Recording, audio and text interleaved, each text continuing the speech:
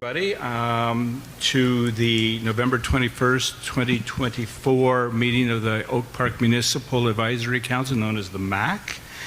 And at this point, I'd like to do a roll call, please. Just say here. JL Days. Okay. Seema Chandra. Here. Brian Chushinsky's here. Carl Litch. Here. Who is filling in for Madeline Kim. Jane Nye is not with us this evening. She's recovering from a double knee replacement operation about a week and a half ago. And Michelle Santucci is not here. She let us know in September and in October she would not be at this meeting. So we do have a quorum, so we may begin the meeting. At this point, I would like to ask if everyone could stand, face the flag, put your hand over your heart, and repeat after me the Pledge of Allegiance. I pledge allegiance to the flag of the United States of America and to the republic for which it stands, one nation, under God, indivisible, with liberty and justice for all. Okay, thank you.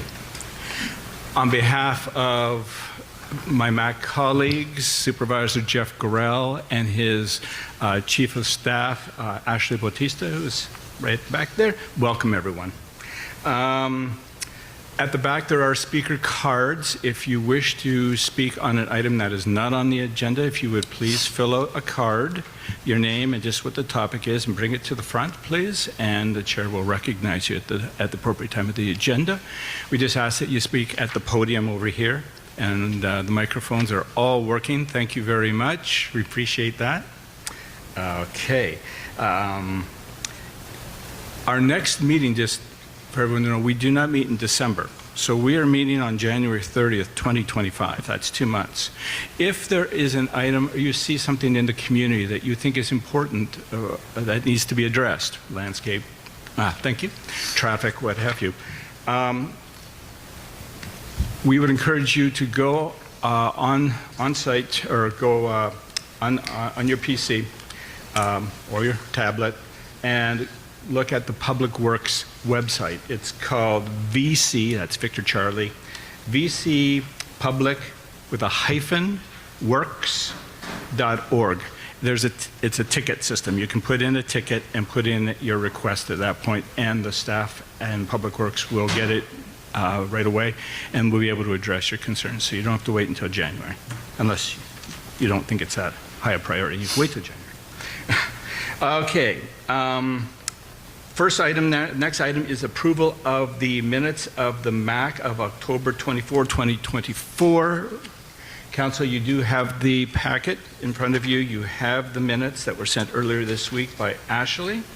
Are there any errors, omissions that you wish to raise at this point? JL? No, I don't have any, I didn't see any errors or omissions. Okay. Seema? No, I don't see any errors or omissions. Okay. I have two. On page 6 of the minutes, under comments from Brian Chushinsky, it's the 4th bullet point.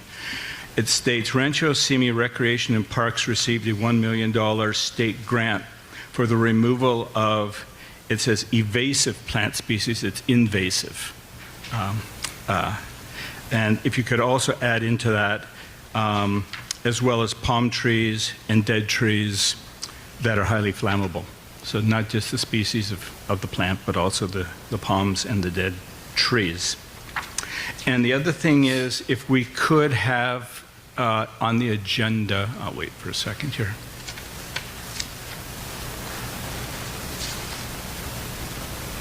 Ashley?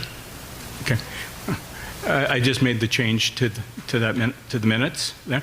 And then the other thing is, if you could also, okay, that'll be fine for there. Thank you. Okay, so that's it.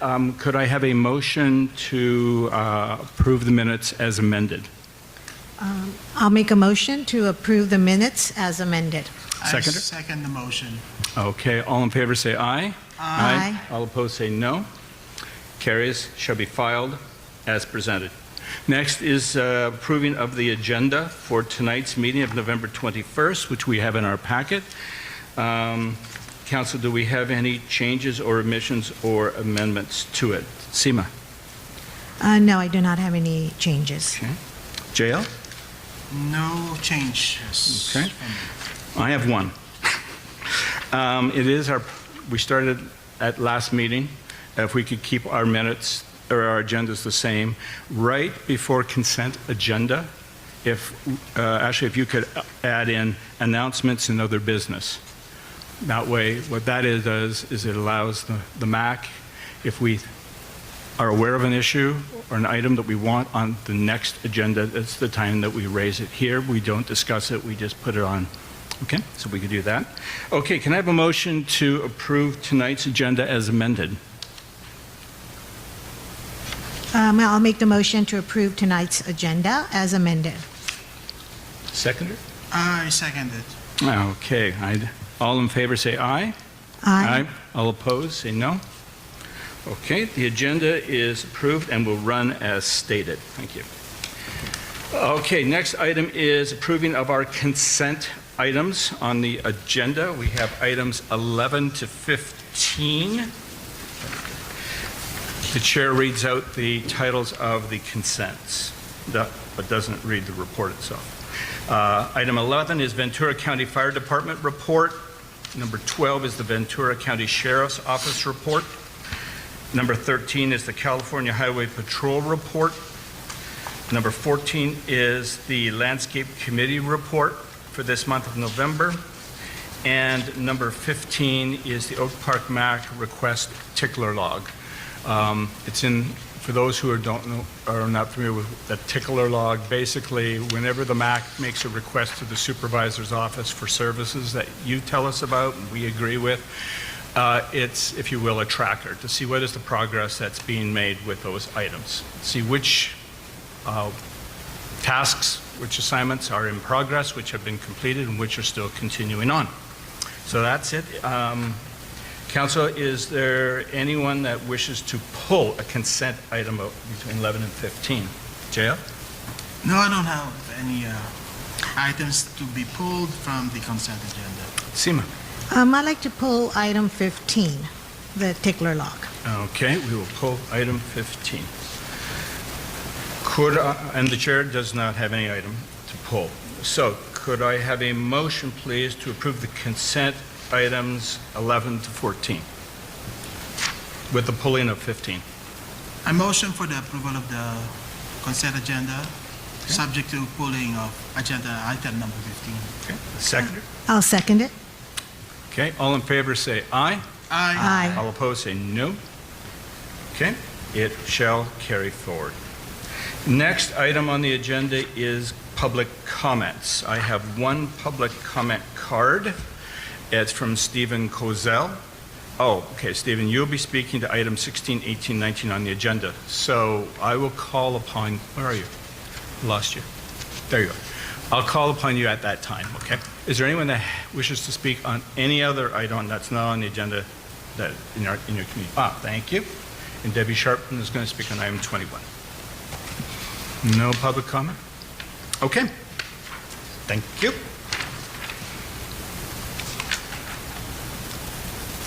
Next item is announcements and other business.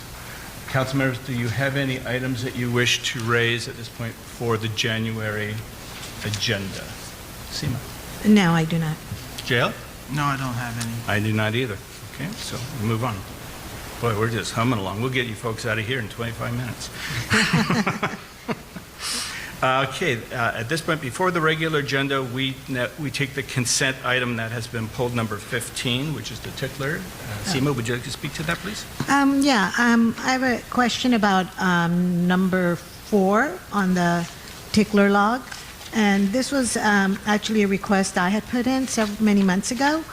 It's kind of worded incorrectly, but it's saying at Lindero and Canaan, there is no sidewalk causing pedestrians to walk on the street. That's not really accurate. It's only on Lindero, way down Lindero, after, what's that, kind of between us and LA County.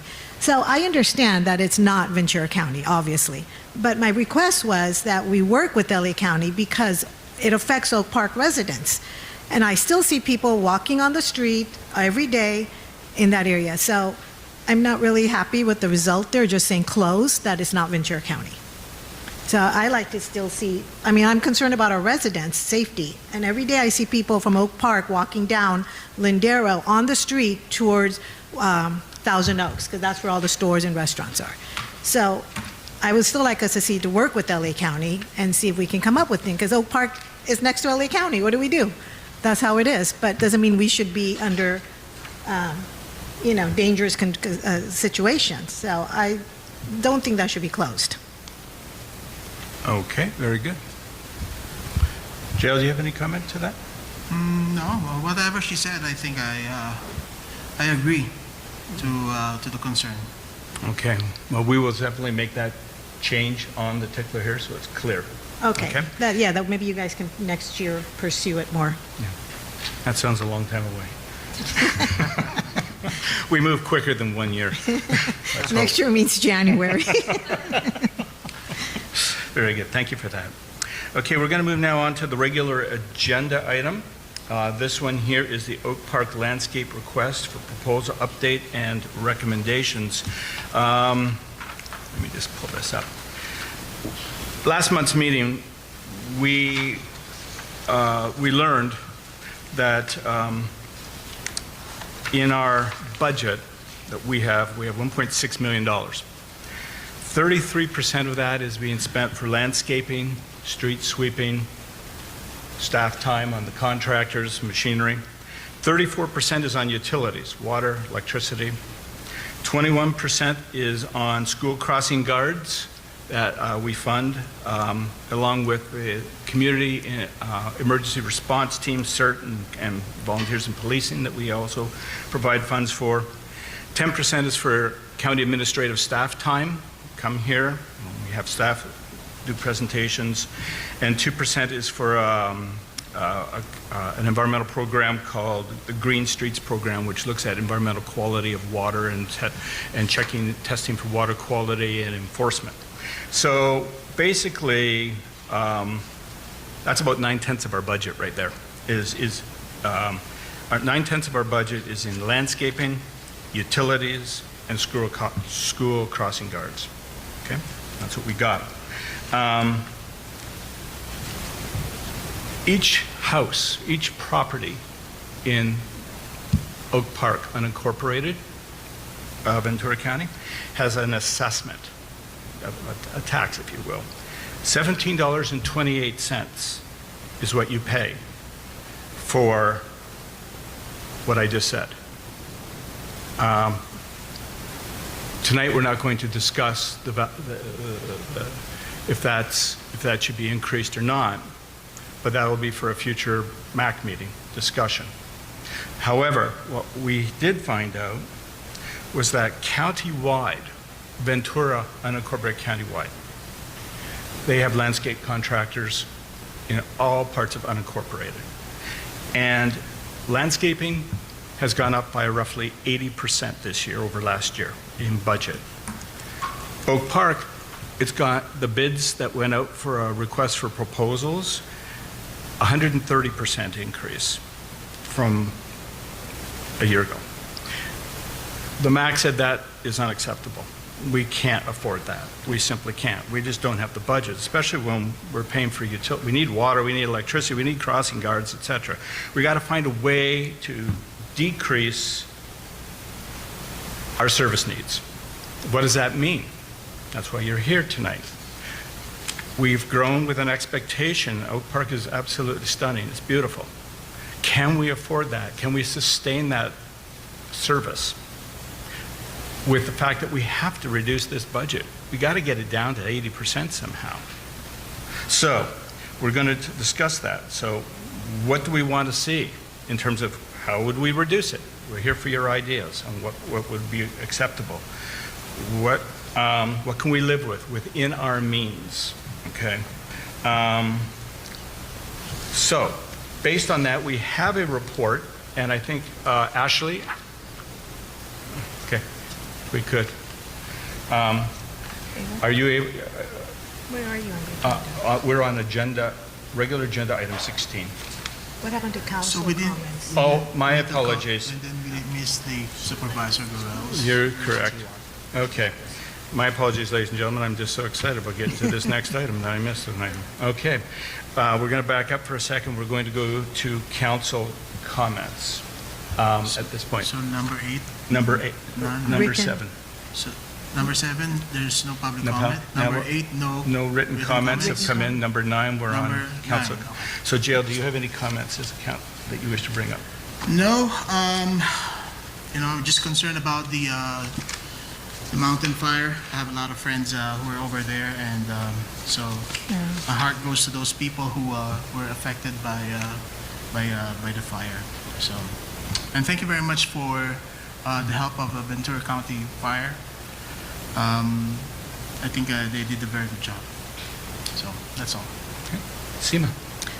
Yeah, I'd like to echo JL's comments on the mountain fire. I want to thank Ventura County Fire Department.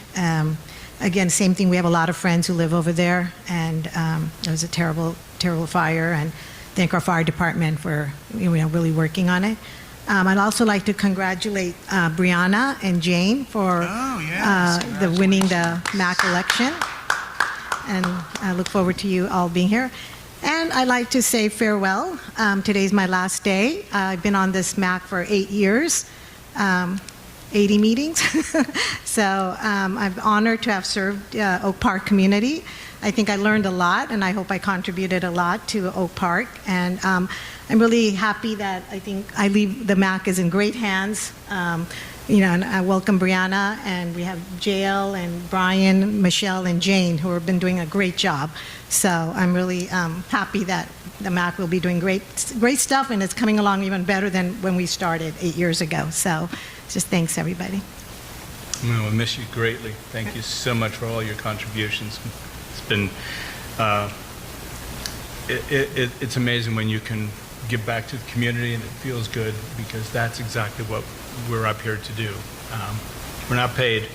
There's no stipend. We're here because we want to do this and we like doing it. And anything that where we can get your help to help us is greatly appreciated, to make your community wonderful and continue to be great. And thank you so much.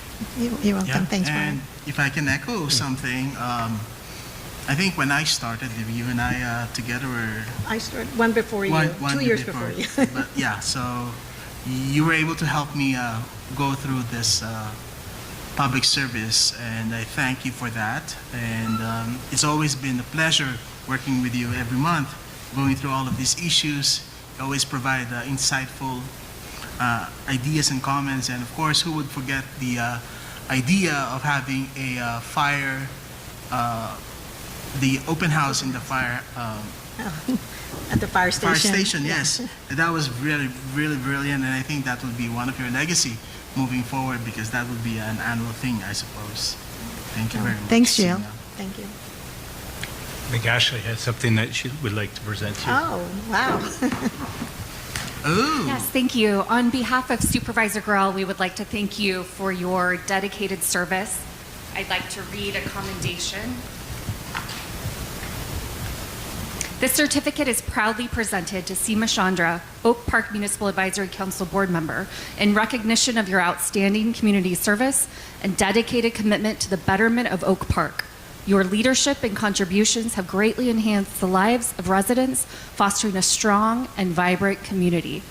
It is presented today, November 21st, on behalf of Supervisor Jeff Gorell. Oh, thank you.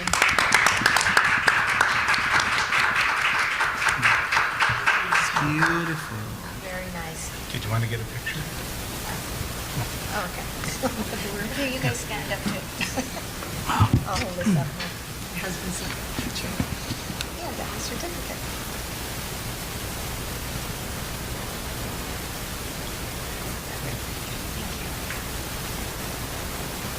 Thank you.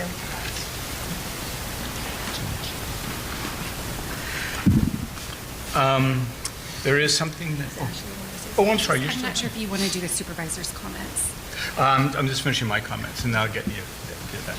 There's just a couple of things here. I'm going to just read it verbatim. That's in our agenda here. Okay. And I won't go any further than that. On November 9th, two separate homeowners concerned about the pruning and perhaps removal of an oak tree on another neighbor's private property independently contacted two MAC members, Michelle Santucci and Brian Trushinsky. The concerned homeowners were advised to contact Ventura County Resource Management Agency Code Compliance, who is investigating if there was a violation and will determine the course of action. So I will just leave it at that, but it had to do with the removal of an oak tree on a private property. So that was a comment, things that came in. It's very important for the public to know, and the MAC is trained in this, and we're getting trained in January again. It's called the Brown Act. It's California law. Applies to cities, councils, us. And in the case of us, we have 5. 3 MAC members cannot attend any event or cannot communicate on any business of the community outside of this room, outside of a public meeting. Okay. So let's say the homeowners contacted JL. We can't participate at all. 2, we can, but not 3. So when we go to a community event and let's say 5 of us are there, we can't even be near each other, the kind of thing, because we can't talk. The perception is that we're doing business behind closed doors. We don't do that, and we won't do that, and the Brown Act stops it. Serious violations for that. So anyhow, I read this because it is required to do such. I do have a landscape report. I'm not going to go into it. You've read it, but yesterday I did have my committee meeting, my landscape committee meeting. I'm pleased to report that, as in the report, anyhow, the juniper hedge at Tamarind and Canaan has been lowered. In fact, it's been removed. That was a serious accident that happened earlier this year for visibility for pedestrian and motorists. That's been taken care of now. There is a juniper tree that's just below Smoke Tree on Canaan. We planted it a year ago, and it's leaning pretty heavily, so it's going to be staked up. So if you see that juniper tree on about a 50-degree angle, it's going to be straightened up, just so you know. A homeowners association at Golden Eagle and Sterling Oaks has asked the county to remove 2 mature California pepper trees. They believe that the root zone system is impacting the retaining wall alongside the public sidewalk, which is in the county's easement. The county is in discussions with the homeowners right now for that. We have had no irrigation breaks in our area for the month of November. Some sidewalk concrete lids. So if you're walking the sidewalk and see a concrete lid, they were broken. That's our irrigation well system where the machinery is in. That's been replaced. And the contractors are trying to stay on top of the general leaf removal and turf cutting. The leaves are falling now, and a lot of that has to be done. So that's it. That's it for business. At this point now, I'd like to call upon Ashley to report on Super Jeff Gorell's comments. Thank you very much. On behalf of Supervisor Gorell, I just want to let our guests tonight and your board know that today is a regularly scheduled Santa Rosa Municipal Advisory Council meeting. Usually the Oak Park MAC meets the 4th Thursday of the month, so Supervisor Gorell is at the regularly scheduled Santa Rosa Valley meeting this evening. He does plan to attend this meeting. He's just going to be running late, so he may make some comments at the very end of the meeting. Our office and Supervisor Gorell has been focused on the mountain fire recovery effort. The mountain fire impacts are in District 2. We had over 200 homes lost in our district, and we've been staffing the assistance center, which has been located in Camarillo. It has been open for the past 10 days with many agencies, state, local, working with residents to help them take the path of recovery. The assistance center will be coming to a close after serving over 400 residents. That does not mean that the county is closing relief efforts. The county will continue to provide relief to residents that have been impacted. VenturaCountyRecovers.org is the website where residents can find support. We had over 50% of those that lost their homes are actually renters. So that's also an impact that although some will be focused on rebuilding, others will be focused on finding new housing and figuring out how to replace their housing, as many didn't have rental insurance. And so that is an impact that perhaps in Oak Park, if there are rentals, there may be fire victims looking for that type of accommodation. In light of the mountain fire, we are encouraging residents to think about fire prevention. It's a great time year-round here in our county to make sure that you're following the guidance from Ventura County Fire. We do have resources here tonight, and it's a great time to just look at your property, make sure that your space is hardened. We hope this type of fire never happens again, but this is the third fire in recent time in our county, and so our county has really been impacted by this type of tragedy. We are grateful that there was no loss of life in the mountain fire, and so we are really grateful for the first responders that rushed into danger and literally carried people out of their homes to save life and then to protect property. And so Supervisor Grall has been focused on that and will continue to be focused on that. We've hosted 2 community meetings for the victims. Supervisor Grall gave his personal cell phone at those meetings, and people have been calling him just asking for support during this time. It's overwhelming for people just trying to figure out where to begin. And so I share that tonight because our focus has really been on mountain fire recovery. The county will have a special meeting for the Board of Supervisors tomorrow specifically on mountain fire recovery.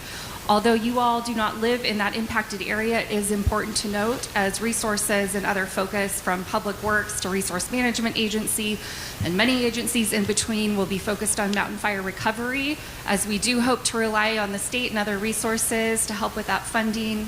A lot of local resources are focused on that at this time. There will be 2 Board of Supervisors meetings in December. The next Board of Supervisors regular meeting is December 10th.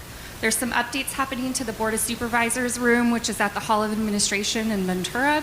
So our meeting will be at the Simi Valley City Council Chambers, December 10th. Our board meetings are live streamed, so community members can watch the meeting if you'd like from 8 to 6 p.m. It's a little long, but you can review the agenda, and if there are items you'd like to speak to, you are welcome to make a comment or email our office. There are directions on our webpage as well as the Board of Supervisors page. That will be the conclusion of our comments for this evening. Thank you. Thank you, Ashley. I think the takeaway message is that recovery can be a very long time. I retired for many, many years working for FEMA, and while I normally was deployed to hurricanes out east and to floods, I did get deployed for the Wolseley Fire, the Thomas Fire, the Sacramento Fire, and the Northern Sacramento. And it's really shocking, it's really devastating, and it's very painful for people who have lost everything. It's very sad. And we as a community need to keep that in mind. You know, as the months go by, the media doesn't focus any longer on the fire, so everyone assumes everything is coming along fine. It takes years to recover. In fact, I don't know the exact date, but you know, those of you who remember Hurricane Sandy, they're still in the rebuild stages of those in many communities, and then that's well over a decade ago. So we have to be very cautious of this, and we have to also be very careful that when we rebuild in communities, there are a lot of contractors who come from out of state. They do not have licenses in California. They don't have seismic or earthquake experience. We have to have that in our building codes. People can be taken financially from people trying to make a quick buck and moving around the country. So we have to be very, very cautious of this. So keep in mind when Ashley says it's important to fire harden, safe our homes, we really need, that's really, really serious. In fact, a lot of times the fire departments have told me, because a lot of our roofs are tile, concrete, that's not what we're too worried about. It's the attic fires. It's when the fires get into your gutters and they're full of leaves and debris, and then the flames lick underneath the gutters and get into the attic. Mm-hmm. So, you know, when you're clearing the house, clear the gutters as well and around the house as well. So it's very serious. Okay. Now we're on the regular agenda. Now we're on number 16. So anyhow. Sorry. Can I make a comment? Please. Yeah, thank you very much for your report, Ashley. There will be an after incident report I supposed to be for like what happened in Woolsey Fire. And if we could have a copy of that as well, so that the people of Oak Park will know what are the risk areas, or the incidences and the causes of the fire, and how we can prevent that here at Oak Park. That would be great as well. I'm sure sometime down the line, in months from now. But please take note that we'd like to receive a copy of that. And then second, if there are people who would like to donate or help, how could they help? Do you have like information on that? Yeah, that is a great point. First, to your first point, yes, the after action report will happen. That was spoke about by the board's request at the last board meeting. So we will be sure to bring that forth to your board. There's also, if your board would like the Office of Emergency Services to come and talk about potential evacuation plans for Oak Park for emergency yes. preparedness, we could plan for that in the new year. If Yes. anyone would like to donate, the Ventura County Community Foundation has a recovery fund for those that have been impacted by the fire. Supervisor Gorel was actually able to secure over $100,000 from the Annenberg Foundation that was donated to this fund. And so residents that are in need have been receiving funds. So if anyone would like to donate, it's vccf.org. That's vccf.org. And if anyone is in need, they can also go to vccf.org and request funds from that account. Thank you. Thank you very much. That is a very good information, Ashley. And one last comment for everybody out there who's listening, and all of you here. If you are not sure about the risk of fire in your own property, you can have an assessment done by Ventura County Fire Safe or Fire Safe Council, and get that assessment done for you for free. So they will go around your house, take a look at your property, and advise what kind of hardening that you can do for your property. So please take note of that and avail of that free service. Thank you. JL, just under, we had dealt with announcements and other business, but would you like to add under announcements and other business, presentation on evacuation routes? Oh yes, let's do that, please, sir. Okay, Yes, we can add that in as a future. future agenda. Thank you very much, Chair. Wonderful. I think that would be extremely That would be important. great, yeah. Okay, so I completed my little presentation anyhow on number 16. At this point, Ashley, did you want to speak to the council and the public about what has transpired since the last meeting that we had on the budget for landscaping? Yes, thank you. And because we're double booked tonight, usually we have a projector, but I'm so sorry. We are live streaming this meeting, and the other Mac is getting the projector, so they're using that technology. So from your last meeting, you heard from Joan Arahu, who provided an update on the RFP. From that particular meeting, we are now here with some recommendations that you will find in the agenda packet. The recommendations come from the General Service Agency landscape professional, who is advising on potential tips that you can recommend to Supervisor Gorel to include in the new RFP. For those that aren't familiar with this process, the county did go out for an RFP for landscape service because the contract was up. Once the RFP was put out there, folks applied, and the cost was much more than the budget allowed. And so at the advisement of the MAC, we are revisiting the RFP. We have an extension with the current landscaper until June. And so we have a window of time to update the RFP, potentially put it out there to bring down the cost while still keeping the level of service that the Oak Park MAC and Oak Park residents would like for Oak Park. And so for tonight's discussion, within your agenda are recommendations from the General Service Agency. Brian, I will turn it over to you if you would like to read through those bullet points within the agenda. No, here. How's the conference working, Chair? I use the schools.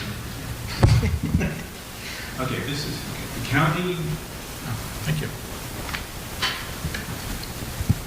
county's landscaper, GSA, General Services Agency Supervisors, offered the following feedback regarding possible cost-saving measures for landscaping, specifically in the CSA number 4 area of Oak Park. There are 1, 2, 3, 4, 5, 6 suggestions. 1, service could be scheduled weekly during the summer and every other week during the winter. The changeover would take place in approximately April and October. So basically from October to March, it would be every other week of service, and then April until September, every week. Number 2, an initial investment could be made to change some areas to hardscape. Follow-up service would be minimal and water use would decrease. 3, there is a criteria for fertilization, aeration, and dethatching of turf areas, such as along the center median of Canaan Road. This could be eliminated, but residents would see a difference in the look of the turf. 4, the purchase costs of all plants are marked up by the suppliers from what the landscaper pays. The elimination of annual plantings and conversion to perennials would be a one-time cost, but a decrease in product and labor over time. 5, historically, all trees were trimmed once every 3 years. This could be extended. Whatever criteria is desired needs to be specified in the RFP scope of work. And last, expectations, eliminating the terminology as garden-like in the scope of work. What happens when we were getting feedback earlier in the year, we were allowed to put in our suggestions, what we'd like in the scope of the RFP, and the suggestions was it should be, I think some of the comments were, it should look like Agora Hills. It should be garden-like. And I think that those two words, garden-like, has caused some of the bidders to provide pristine, maybe Lake Sherwood style. So that they suggest be eliminated. So these are the comments that come in from county staff. I'm going to open it up to the council at this point, comment on that, and your suggestions for what you think. Then we'll go to the public, and then we'll go back to the council to finish up. Okay, so, JL? Yeah, my concern is getting the RFP out and making sure that the services will not be impacted, knowing that having an RFP, getting this bidded, and doing the evaluation of the RFP, and then awarding it may take time. So that's just my concern. So I hope we could do the RFP as soon as possible and get the services back to its regular programming, so to speak, and without any further delay for the city of Oak Park. Before I just go to Sue, do you have any suggestions what you think might help reduce costs? Well, as far as, I'm not an expert on landscaping, but it looks like all of these are good suggestions.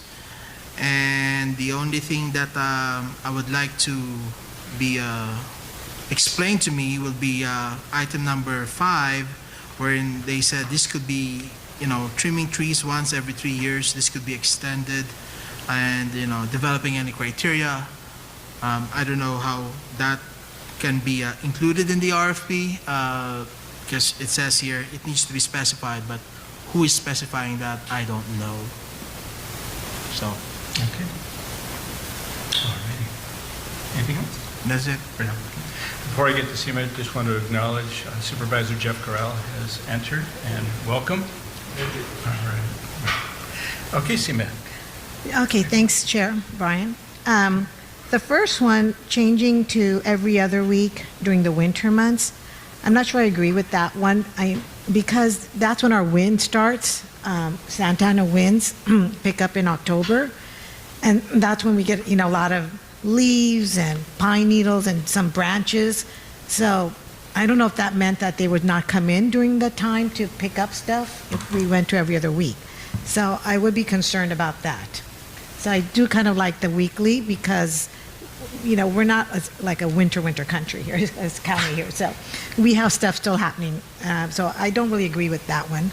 And I absolutely do like the idea of those perennials instead of having annuals. When you look at our budget, I was just looking at the update from the Public Works. it's like $2,300 just to change out those flowers in front of the monument sign. So if we put some perennials there, I think they're doing it, what, 3-4 times a year?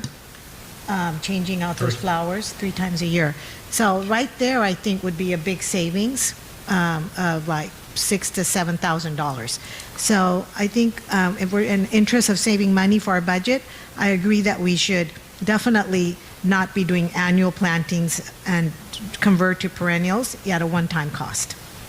And then the other comment he has here about the fertilization, aeration, and dethatching of the turf. Yeah, I agree. This is turf in the middle of in the median and some of the sides. I mean, it doesn't need to look like a golf course or something. So I think definitely if that would save us money, if we eliminated that, I think it's still grass is good enough looking there. So I really wholeheartedly agree with that one, to keep, remove that.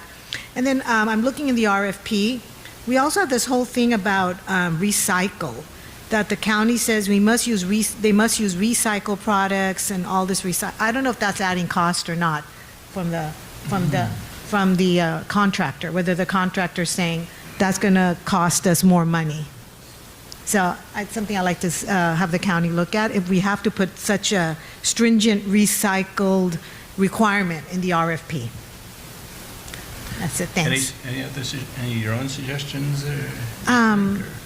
Yeah, no, I'm this landscape, or from the county, the landscape great report he wrote. So these are basically what I was thinking myself, and also like hardscaping a few areas.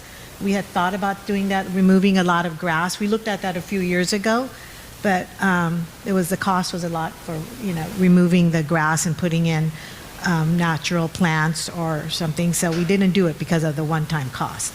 But maybe we need to visit that again. That's it. Carl? You'd like me to speak on 16?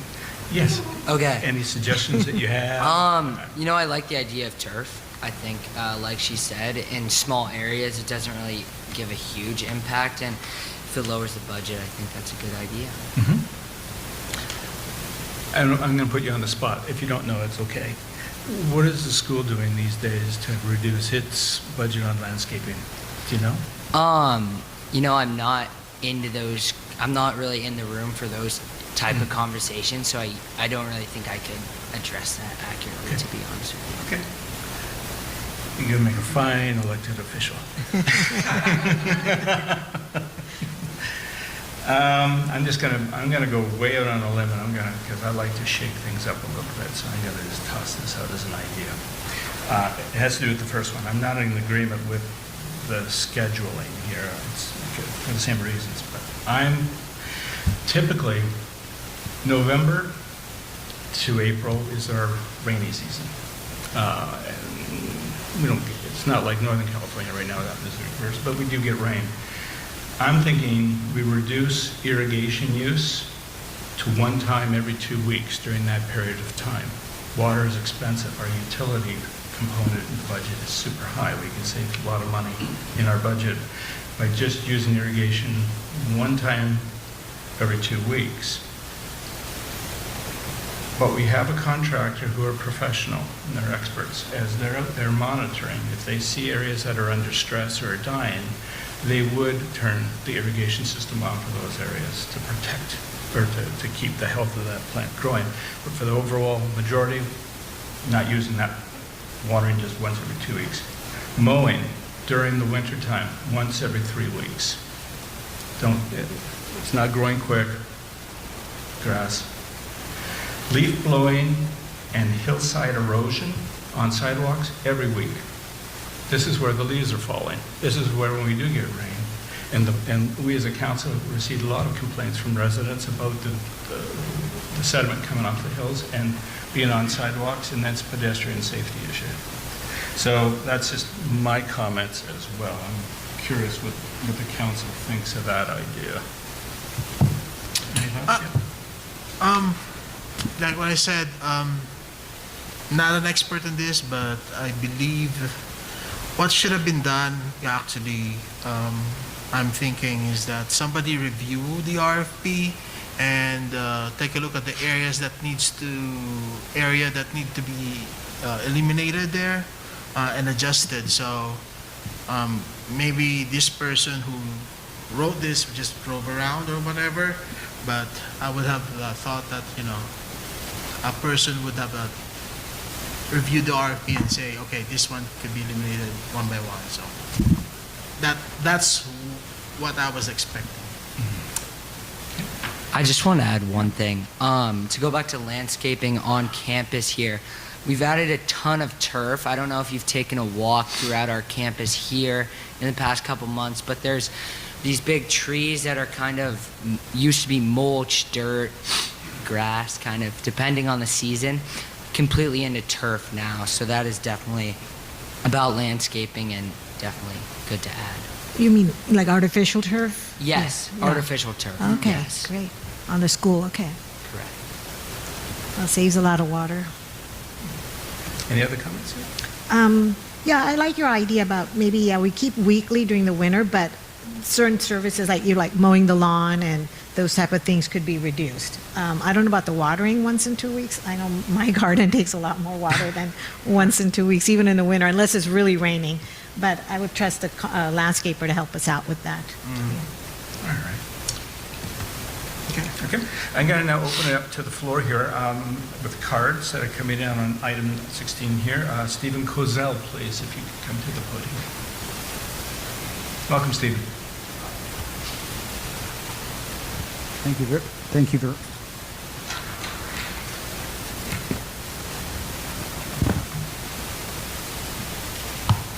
Very much.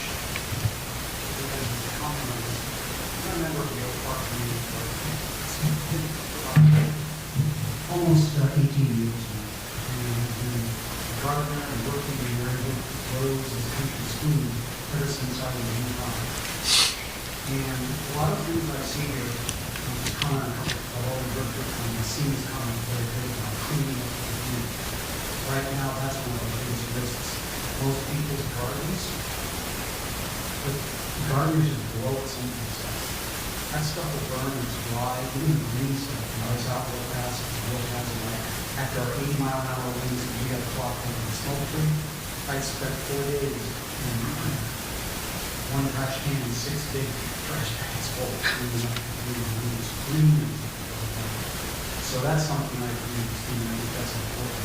Water, as a person who has a lot of experience in that, the reason we water so much is because we water too much.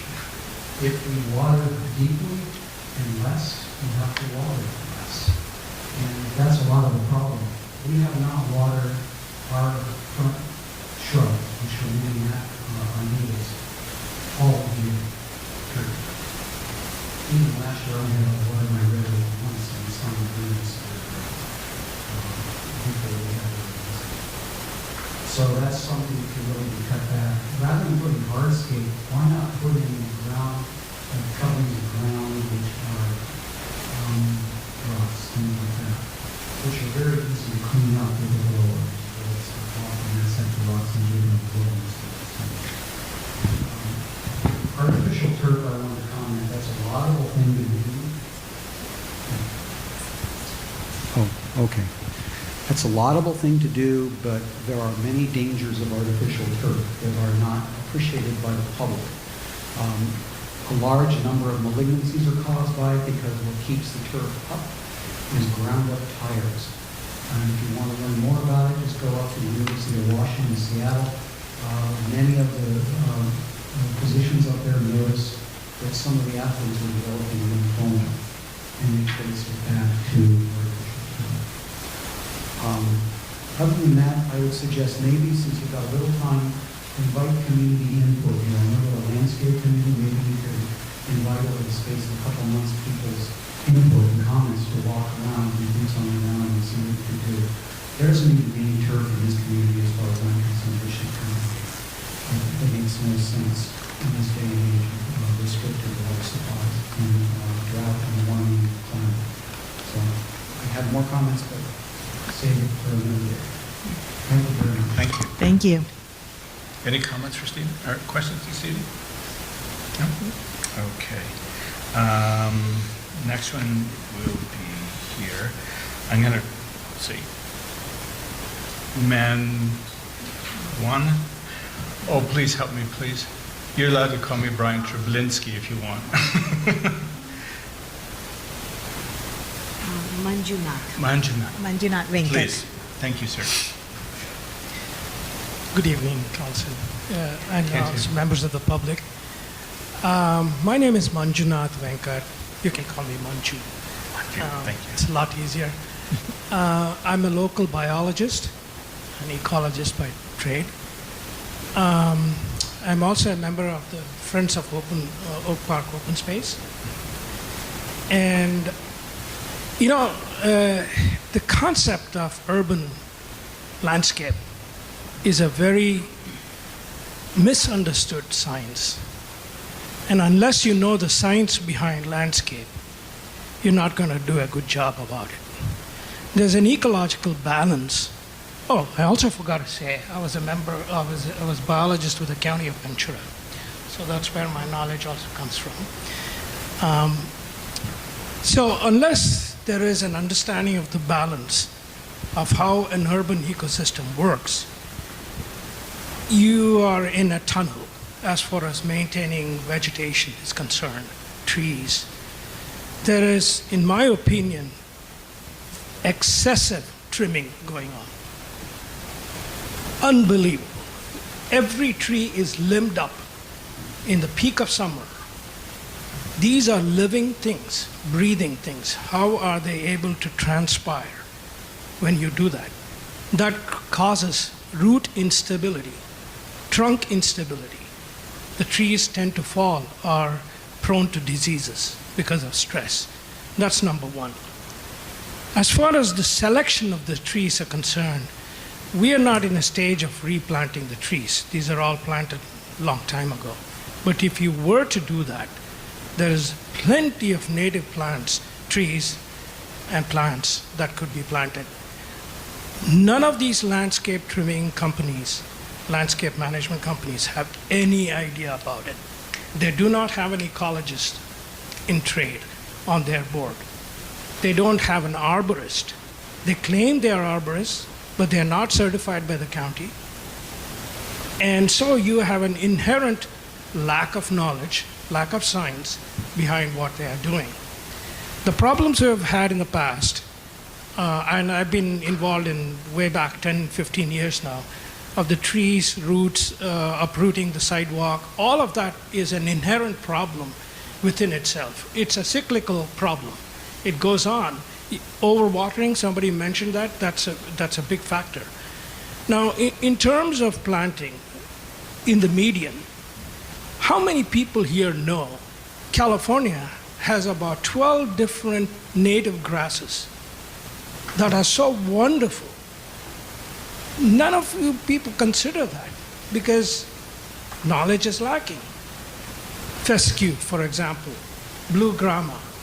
These are grasses that are not susceptible to disease, drought resistant.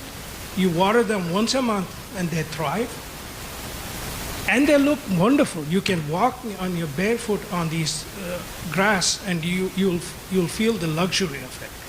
So I think it's a lack of mindset of the people. They are so used to, look at Arizona, for example, Phoenix.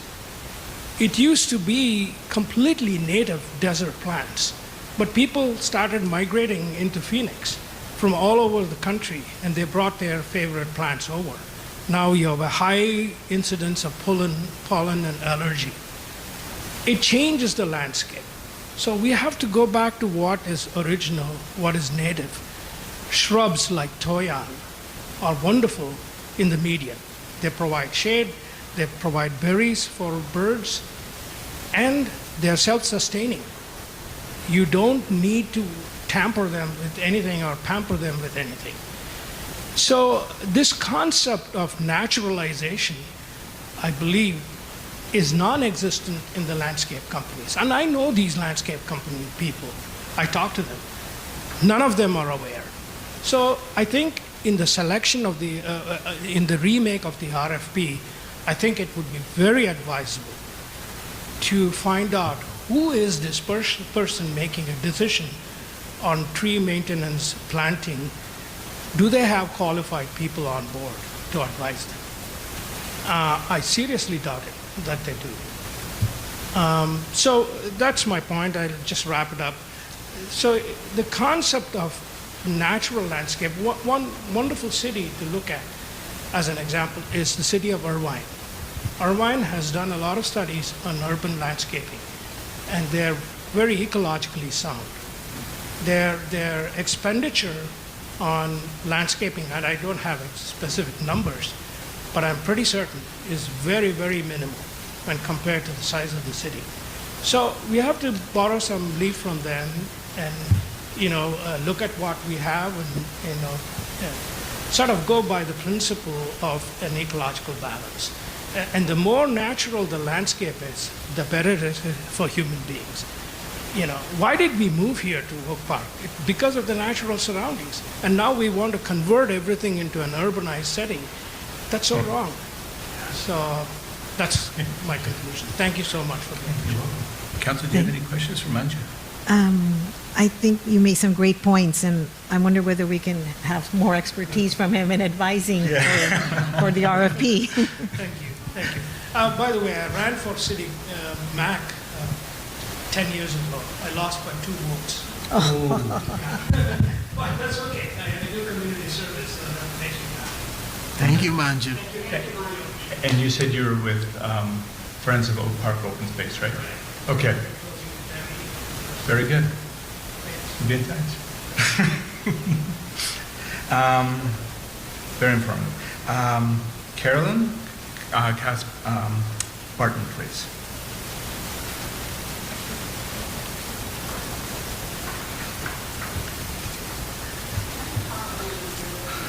We can't hear. You have to go.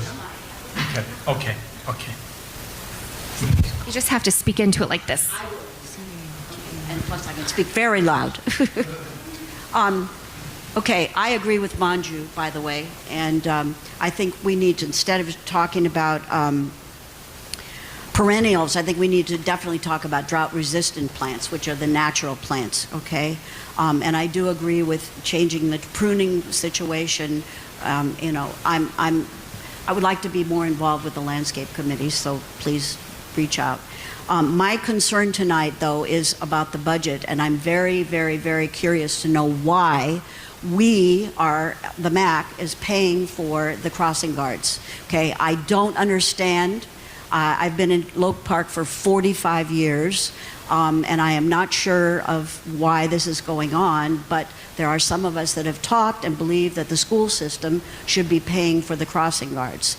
And I'm very aware that when I first came here, we had the daycare, the after-school program that Rancho Simi benefited from, and then the school system took that away, and so we are, less fortunate with our budget because of that. And I really feel that this is an issue we need to address. I don't know the ramifications of it.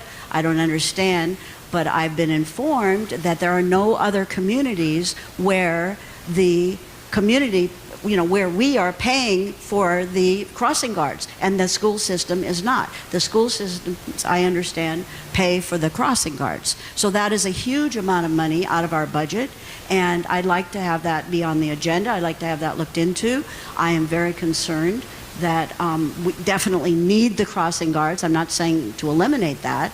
I'm just very concerned that that is not an appropriate expenditure of our budget. So I don't understand why. Okay, that's where we are, and I agree with many of your comments about changing the pruning. Can be every 4 years or whatever. But anyway, can we look into that? I'll remind the council, earlier this year, I believe it was February and March, the MAC was involved with helping provide input to the budget. And the issue of crossing guards did come up, and it was quite a lively discussion. I missed that meeting, I guess. Yeah, there were a lot of residents that were very supportive of crossing guards, but regardless, this will be an issue, an item in our budget discussions again in, I suppose it's February that we'll be doing it again, and we'll have the discussion.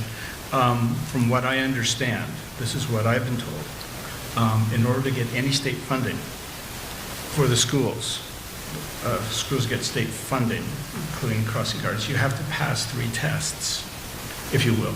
One of them, does your school district have student grades, if you will, average grades below state grade level? So let's say the average grade is a B. Is your school like a C minus or whatever? If you do, there's funding available. Oak Park fails that test.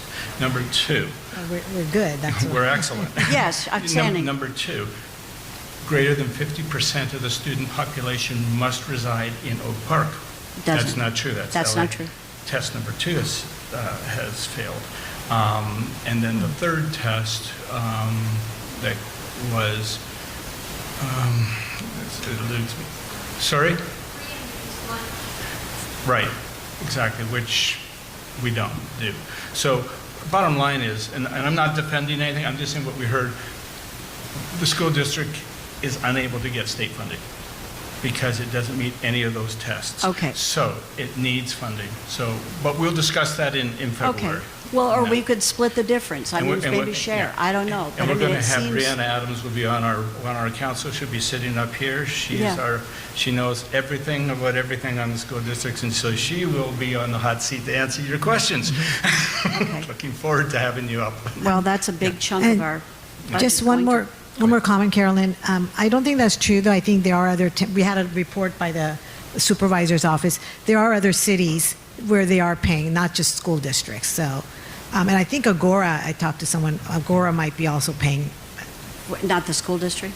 I was just going to share that since 1964, the city of Thousand Oaks has been paying for crossing guards for the school district.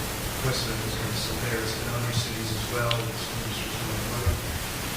Because it's really looked at as a traffic issue Yes. and as a public safety issue Yeah. that's broader than just students moving from one place to the other. And precedent was set here many years ago by my predecessor, and even by my predecessor's predecessor. But the conversations that we've had, diplomatic conversations with Oak Park School District about them taking this over, have not yielded much of a response because they really don't have a lot of extra money. We often pay for half of the school resource officer, an armed deputy that would work full-time with the district and provide instruction and counseling and mentoring and safety. They were unable to meet us even halfway in the salary of one individual right now just because of the huge deficits in Sacramento and the challenges with school funding statewide. So I just want to share that. Thank you. Okay. Okay, well, Okay. I'm trying. I understand. Thank you. Thank you, Council. Council, you've heard, is there anybody else who has not submitted a comment that wants to speak on this? Debbie, okay. You have to. I have you down under item 21, but you want to speak to number 16 as well? Why not?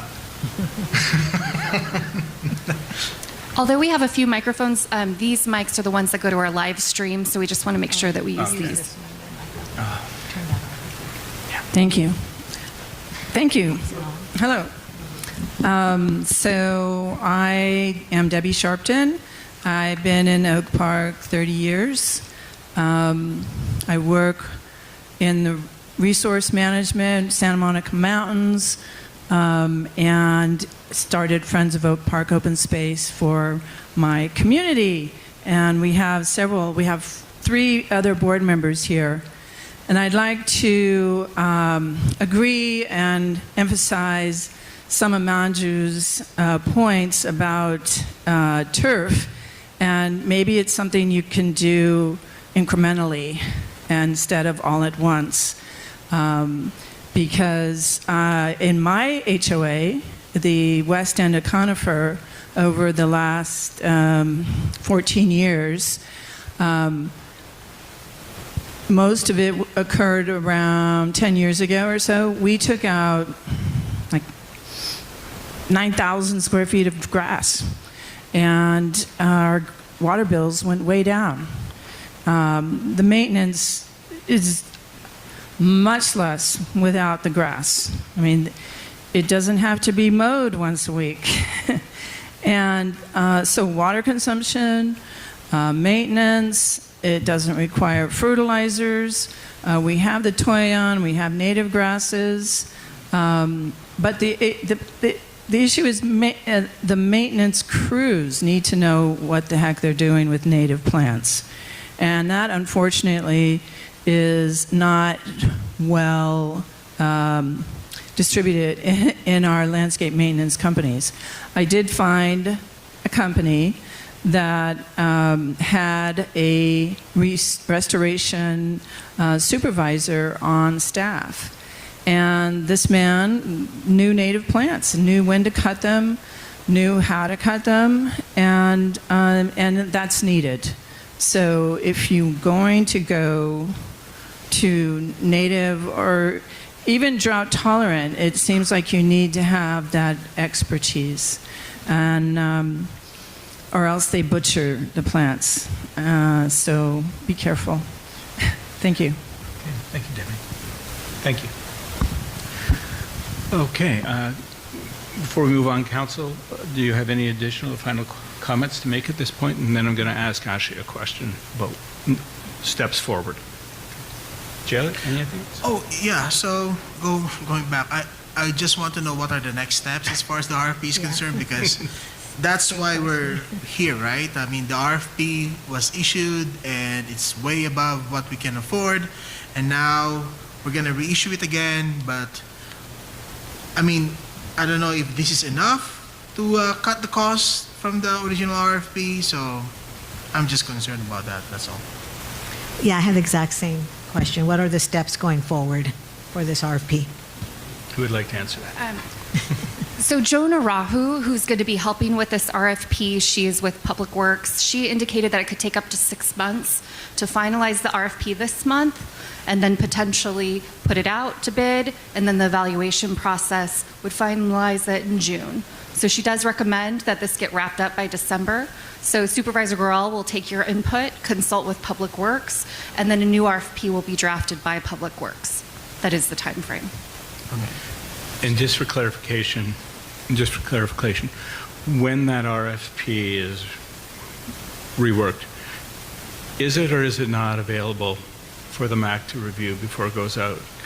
What is County Council's position on this? County Council did advise that an RFP goes out at the advisement of Public Works. It's not a public document at that point.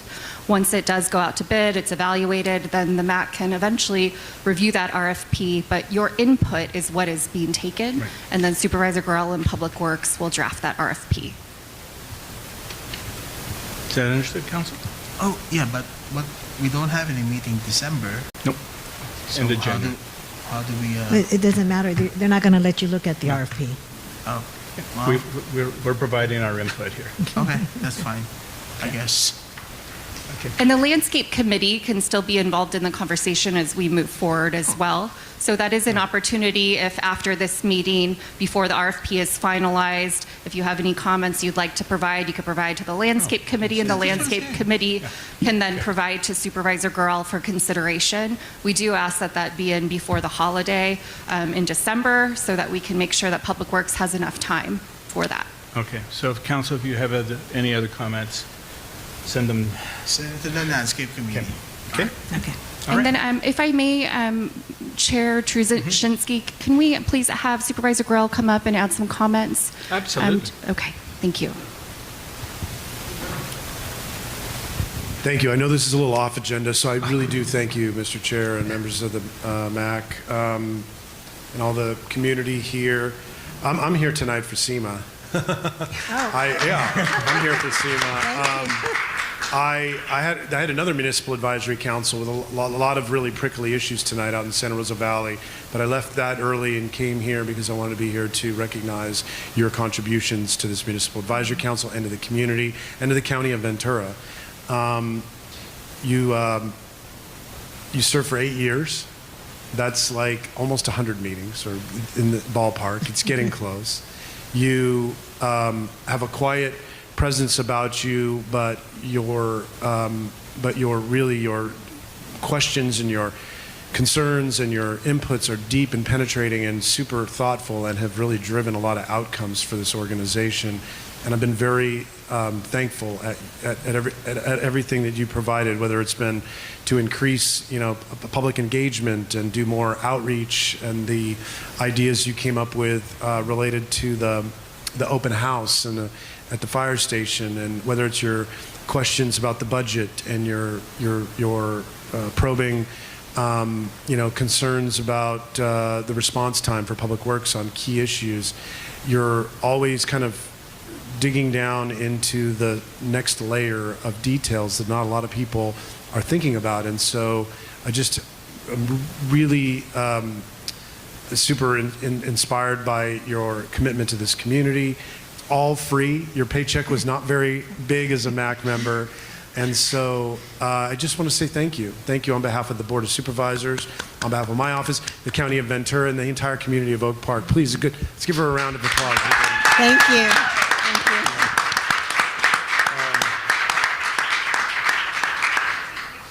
Yeah, that's the other thing. I do want to welcome our new member, Brianna, and say thank you. Thank you for stepping up and being willing to, serve the community in this way. It's a lot of late nights, not a lot of work, but we're grateful that there are people like you willing to do it. I would like to do a cheesy photograph. Can we do that? Yes, Is now a good time to do that? The good news about not getting paid is you don't have to pay taxes on it. That is true. You want to come in here, Supervisor? Oh, yeah. I will hold my certificate.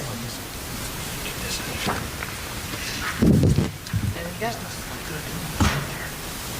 Please. Yeah, everybody come in.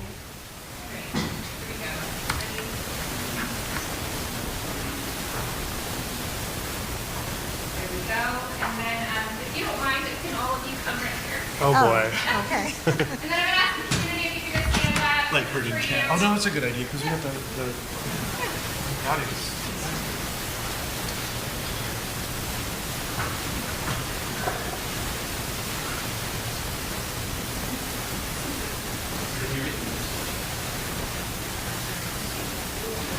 Should we do the certificate or? Here we go.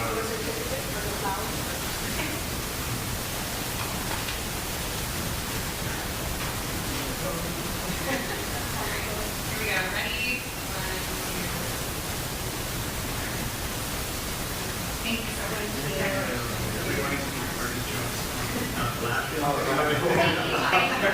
Let's go back a little while. You're not old enough.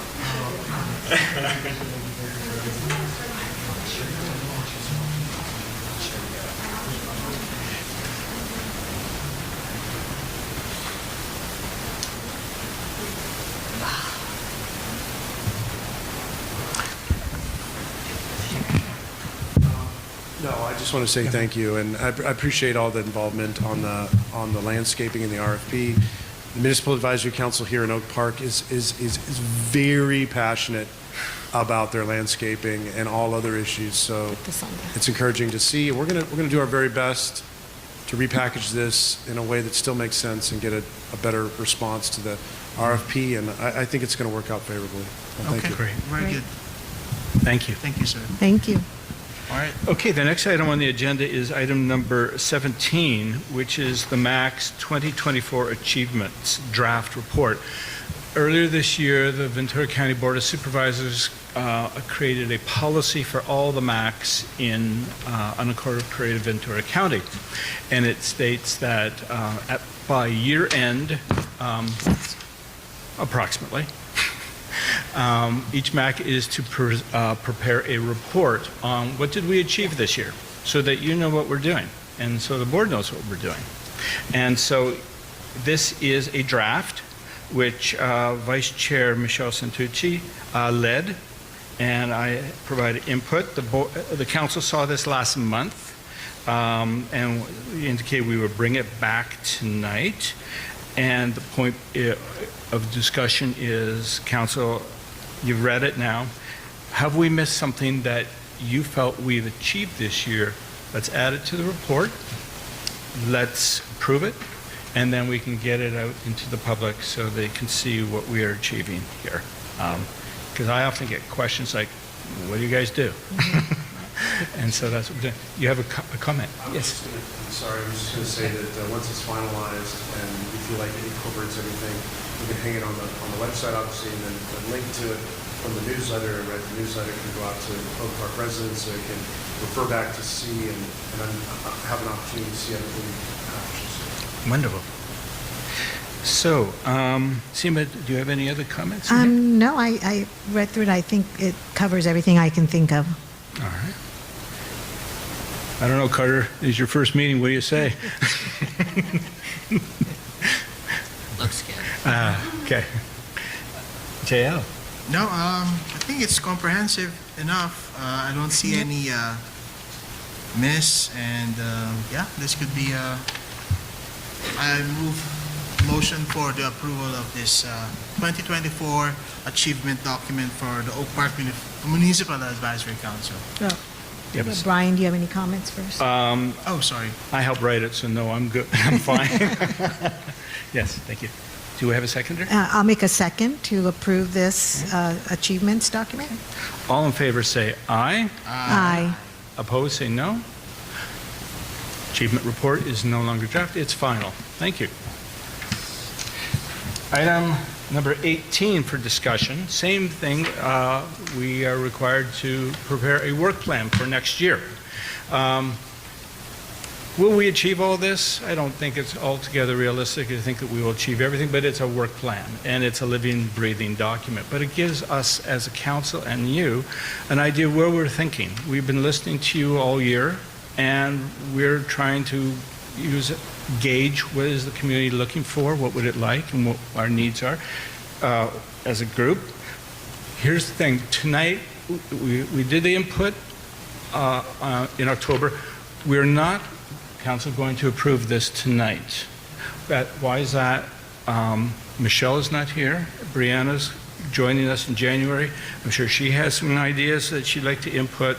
So, and I understand through Supervisor Girl's office, that's fine. We don't actually have to have it approved by year end, even though it says year end. Our year end will be January the 30th. Okay.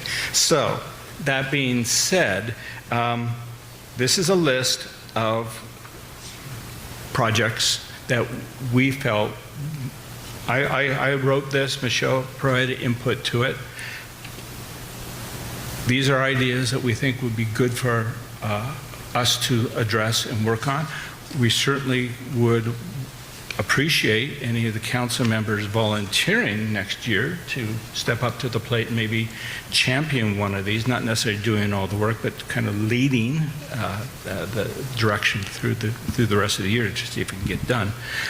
But I'm asking the council at this point, you've seen this, what do you think? Are we missing something that we should be working on next year? Or is there something here you think, no, we shouldn't be doing it? So I'd like to just open that up first, and then we have speakers. So I'll ask JL.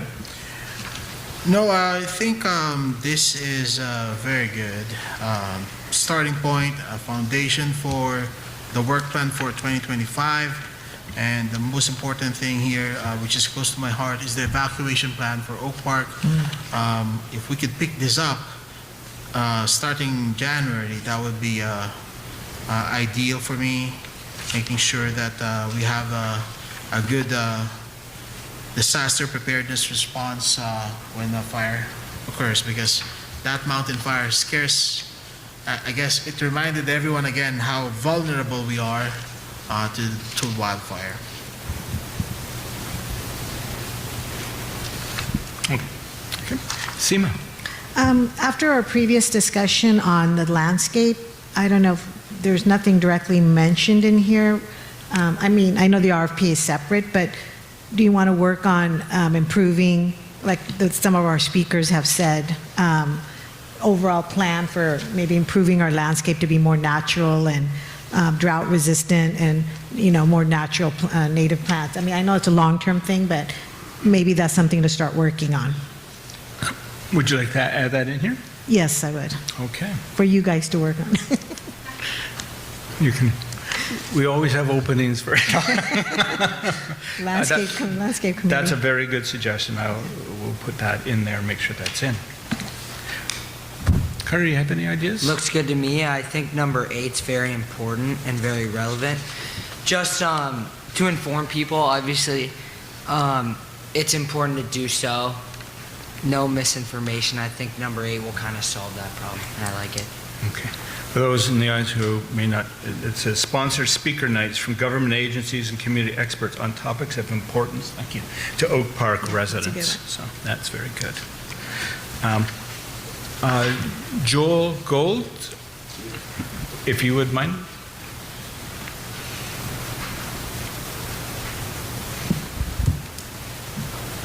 Welcome. Thank you. I'm Joel Goldies. I'm a 25-year Oak Park resident, and it's my first MAC meeting. So, hey, very, very exciting. Thank you very much. I'm a board member of Friends of Oak Park Open Space, and I'd just like to applaud the MAC for including item number 1 of establishing a plan, long-term plan for general management of Medea Creek and Lindero Creek. Actually, it's mistitled here. I believe it's actually called Lindero Creek as opposed to Lindero Canyon Creek. Is it? I believe so. Yeah. Look, my board's backing me up. Well, if Ms. Sharpton says so, it must be so. That was Manji. Okay. I've volunteered for about 10 years on the creek and have been doing litter removal and then invasive crayfish removal and invasive plant removal. And I would just like to sort of tie 2 items together here with number 1 and then the disaster response. There are a lot of invasive plants that are highly flammable in our local environment.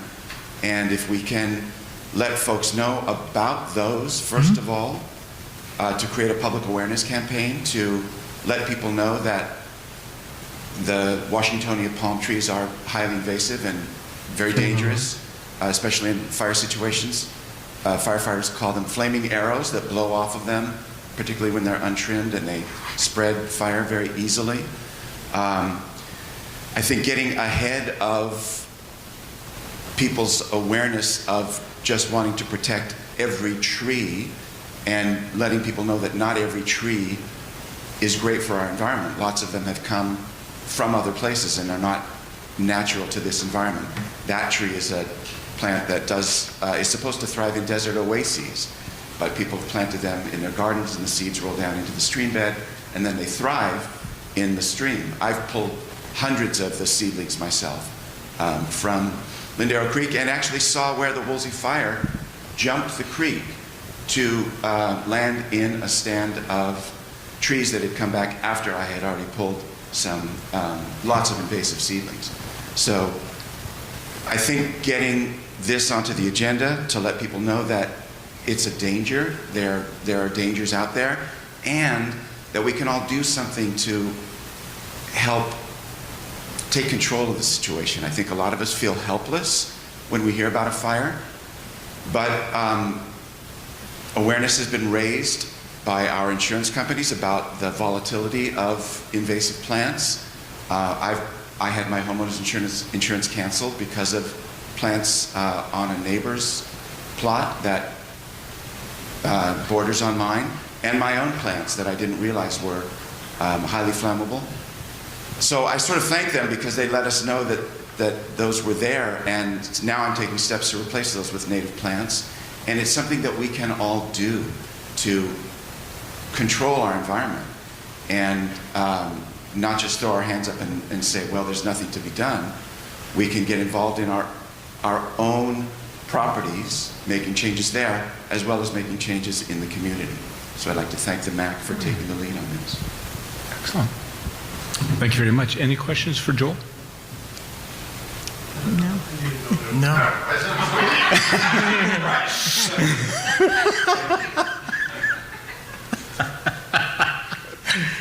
Okay.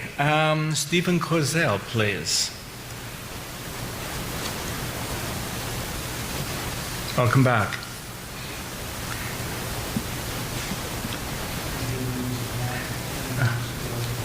You need to use the microphone, sir.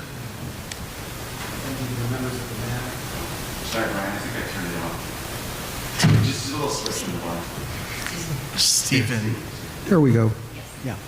Thank you to the members of the MAC and to Supervisor Gorell and Ashley and to all the other speakers on this topic. I agree with everything I've heard, and I'm glad to see this taking place. A couple of suggestions I have. I was looking at the membership of the first number 1 committee, the advisory committee, which had a lot of administrators on it, but not enough community members. I mean, we had one from Friends of Oak Park Open Space and one community member.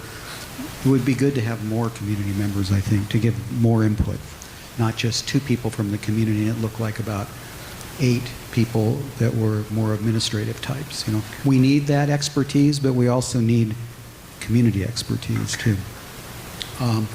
One of the other things that I also noticed is in the description of the Lindero Canyon welcome sign. They were mentioning the type of plants that we probably don't want to use there. We would rather use drought-resistant natural natives instead of annuals like we do.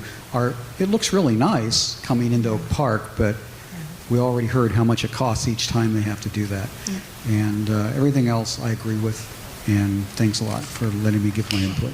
Wonderful. Any questions for Stephen? Thank you, sir. All right. Okay. Is there anyone else that would like to just provide input? If you think of something over the next 2 months, we're going to deal with it at the end of January 30th, and we'll approve it at that point. So thank you very much, everyone, for your input. Excellent. Okay. That's all the speaker cards I have for this item. Number 19. This is about the Ventura County Public Works Watershed Protection District. Their 2025-2030 routine maintenance agreement for Medea and Lindero Creeks, not Lindero Canyon Creeks, and their tributary streams. Basically, we've talked about this many times, Council, so probably 4 meetings this year. The question came, agencies, County Transportation, County Watershed, Rancho Simi Rec and Park, School District, anyone who is a landowner with a water course, in this case Medea and Lindero, doing maintenance work in the channel requires to have an agreement, a legal document agreement with California Department of Fish and Wildlife. And when they go in to do cutting down of vegetation or what have you, that's called a routine maintenance agreement. I'm simplifying it. But there are regulations and procedures that are set out on how to do it, and also to provide reporting to the state through Fish and Wildlife before, during, and after. And in the Public Works Agency of Ventura County, Watershed Protection District, they have their own agreement with Fish and Wildlife, okay? And you've seen some of their work, let's say around conifer with the vegetation along the creek. And that has come up a number of times to us about people concerned about the loss of the vegetation. The Transportation Department of Public Works, they have their own separate agreement. So 2 different agreements. Watershed Protect, these agreements are 5 years in length. So Watershed's agreement ends next month, December 30th. They have to have a new one in place January 1 of 25 to 30. That's what we're dealing with tonight. We're dealing with what do we want to have input into that agreement before it's finalized. Next December of 25, Transportations will terminate. We will bring their agreement forward much earlier in the year, so we're not jammed at the end of the year. We'll probably bring it in September because we don't meet in August, so we'll go through the same process again. So anyhow, the comment came in, or the issue came in is there's a super important need for flood protection on Medea Creek. There's a super important need for wildfire protection, for environmental protection, and for community aesthetics. But the issue had come up from Watershed, that they annually go in and they cut the vegetation down so there's no reeds or there's any green along the creek channel at all. And the community had said there needs to be a balance. And also, that's important that there's proper reporting to Fish and Wildlife. So the agreement, just like the RFP, we're unable to see their agreement. It's not in front of us. It's a practice, a policy practice of the county. When Watershed submits it to Fish and Wildlife, they will review it. And there's a process, a CEQA process involved, the California Environmental Quality Act. But once it's approved by Fish and Wildlife, we can see it, and we can have it, and we can have that posted. But right now, we don't have their actual agreement in front of us. Okay? So we're here to get your input on what you feel is really important so that it can be communicated to Watershed, and Supervisor Girl's office said that they would do that for us. I've logged in a couple hundred hours on this year. So I put my own comments in that you have seen, and it's in your packet. You can see my comments in here. A lot of the comments, they are standard comments that I reviewed these agreements from other cities and other counties in Southern California, and I put them together. Okay? So, but those are my comments. I'm not going to read them out to you because they're there. So at this point, Ashley had said that she will, if the MAC is okay with my comments, then she can forward them to Watershed in the next couple days. So I'm going to open up the floor to the council and start with Seema. If you have any thoughts on everything that we've heard this year and what might be dealt with. Brian, I really appreciate all the hours you have put in. That's a lot of hours. And I'm not an expert on this. I think you have a lot more knowledge on this, so I'm totally in agreement with your comments. Thank you. J.O.?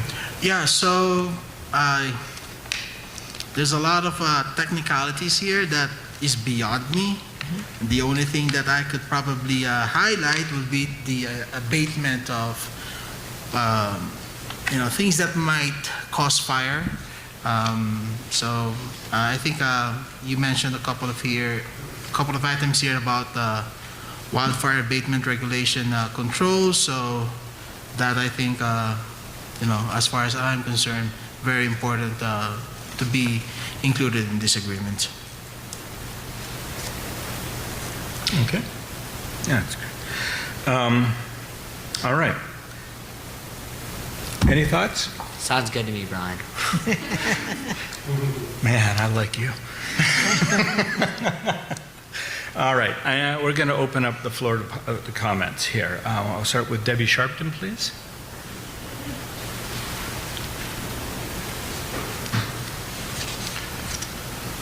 And I think while she's coming down, Debbie has handed out for the council her comments, her council presentation. We should all have it. Yeah, I ran out of copy paper and I found these old forms and stuff. Disregard the backs. Okay, thank you. Because I don't think we have that. Here. Okay. So I'm just going to read my points. Please. Okay. I'm hoping that my comment page can get to CDFW as well as the county for their consideration. And I have always questioned the validity of some of the maintenance practices along Medea Creek below Conifer Street. And many years ago, worked with the RCD and the NRCS with looking at putting vegetation into the upper banks with funds from mitigation of the Canaan and 101 interchange off-ramp setup. So there was impacts there. City of Agoura Hills had to do some mitigation. It didn't work out. And I won't go into all of those details. And if I'm opposed to any expansion of activities like what they currently do below Conifer and above Conifer a little bit, without some sound, solid engineering backing it up. So if the technical reports say that they need to do this, I don't have a problem with it, because public safety is number one. If there is indeed additional impacts to Medea Creek above and beyond what their current routine maintenance agreement allows for, then mitigating those impacts should be done here in our community. This is in 2008 when mitigation was done for the routine maintenance agreement. The mitigation work was done down in the Oxnard Plains. So that's why it stuck in my head all these years. And I don't understand the CEQA process for the routine maintenance agreements. And does it indeed go through a CEQA I guess this is more of a question for the county. Does the county do a CEQA process for their routine maintenance agreements? Do they do it? So that's already done? So I need to look at it, I guess. I need to find it. A quote from the Watershed Protection District website says they changed their name in 2003 from the Flood Control District to the Watershed Protection Watershed Protection District. And it said the name change also reflected the district's desire to emphasize integrated watershed management and to solve flood control problems with environmentally sound approaches. Where is our watershed planning? This is my question now. That's the end of the quote.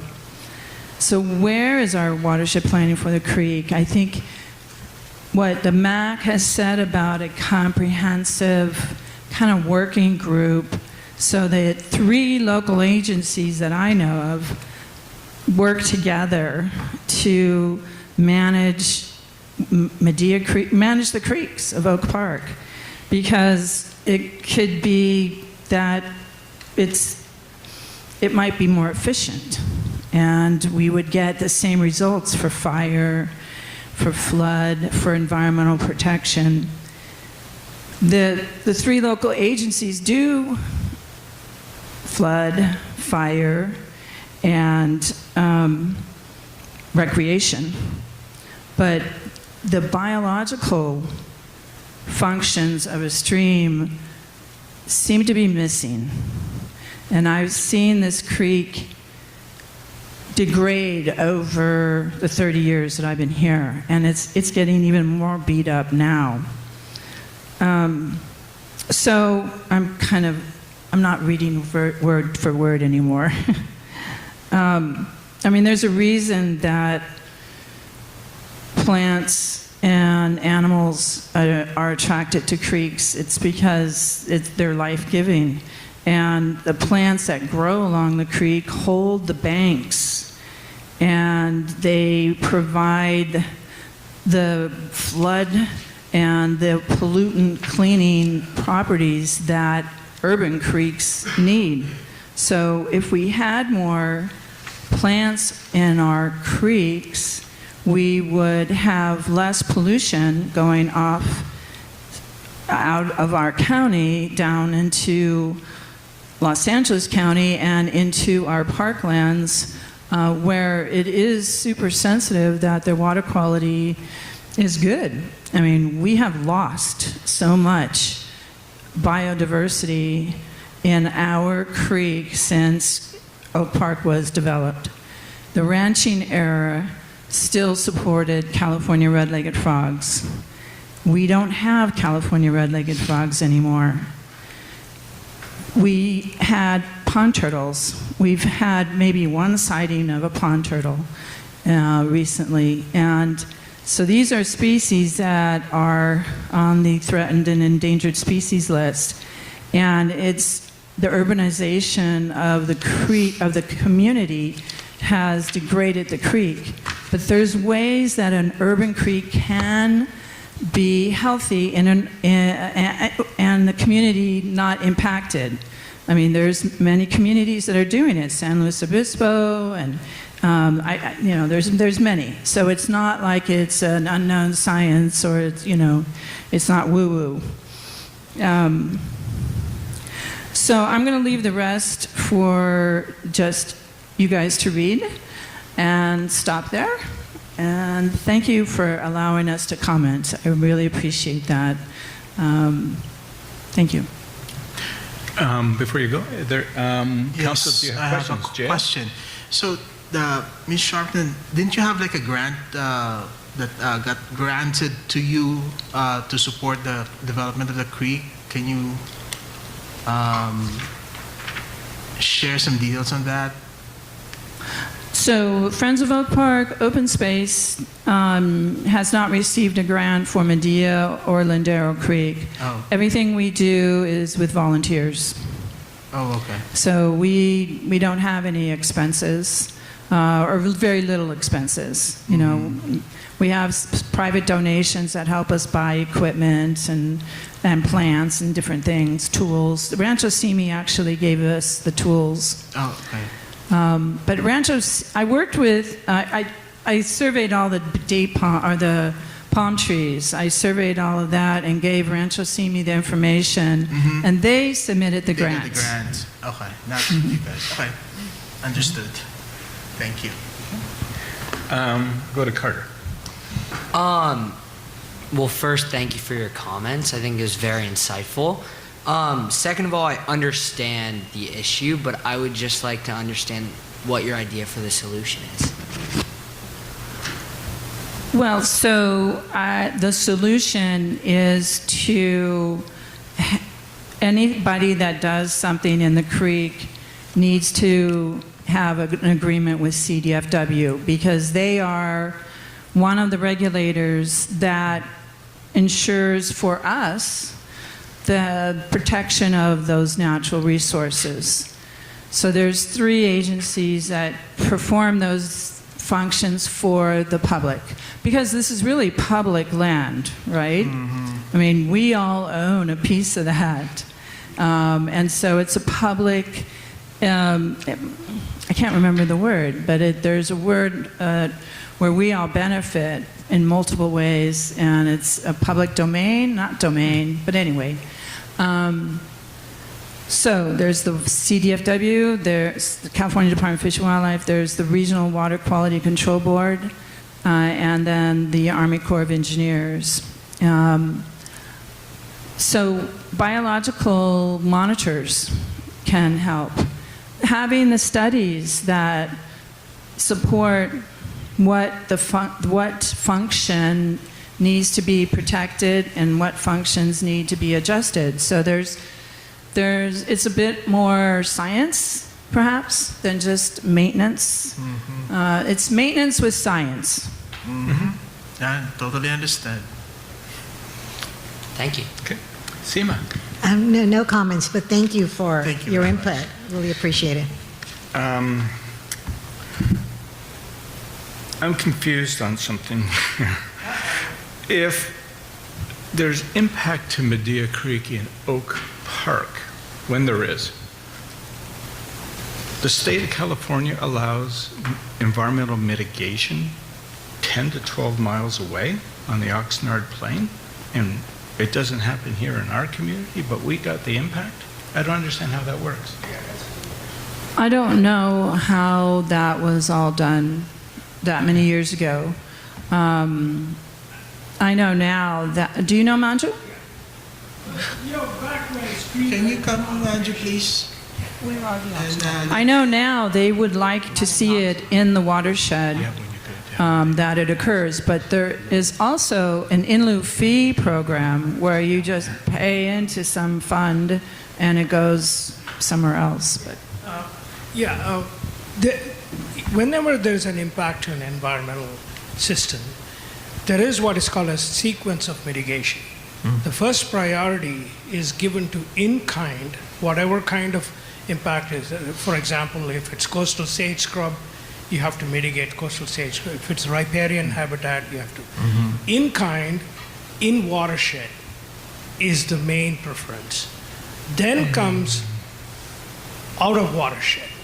The last is out of kind, out of watershed. That is, if you're having riparian, then you're doing a restoration of upland habitat, which is, agencies don't really prefer that out of kind.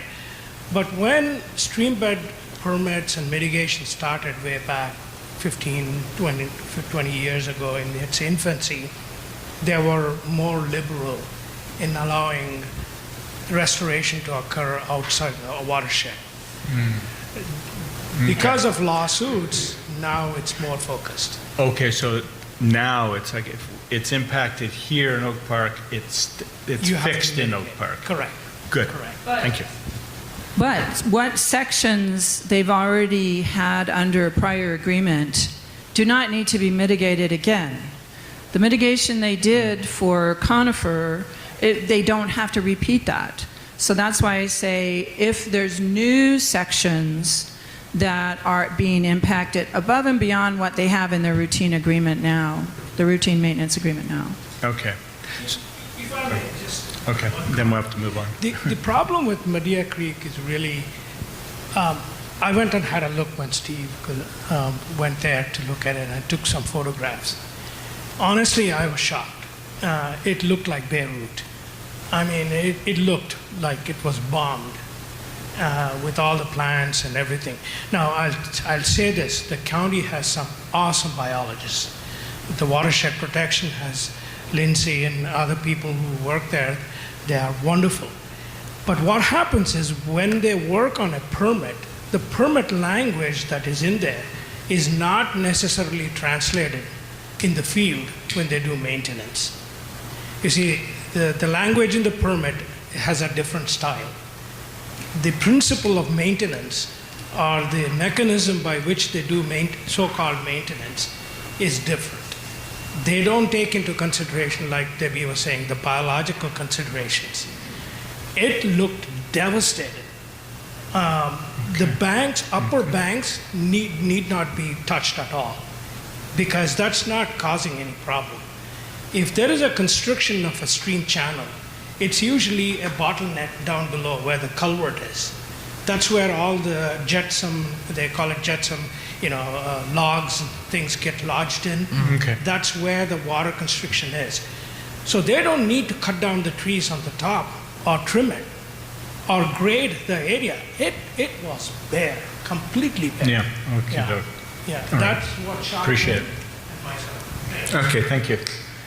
Okay. I think you that very has it. much. That's great. Thank you. It's good input.